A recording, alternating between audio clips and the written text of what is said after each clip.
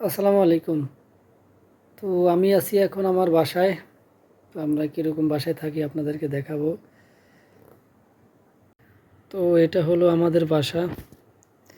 এই যে দেখতে পাচ্ছেন ডবল সিট। এখানে নিচে একজন থাকে আর উপরে একজন থাকে। যিনি উপরে থাকে ওনার কাগজ এগুলো।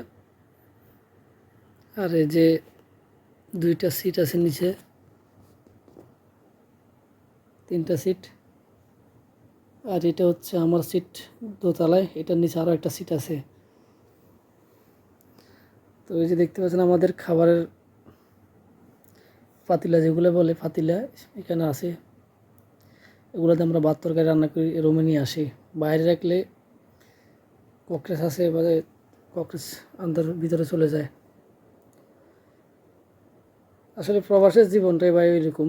মনে করেন আমরা দেশে তো আর এরকম ছোট বেডে ঘুমাই না, সবাই বড় বড় খাট থাকে, দামি দামি। আর এখানে প্রবাসে আসলে সবাই একটু কষ্ট করে থাকতে হয়। প্রবাসের জীবনটাই হলো এরকম।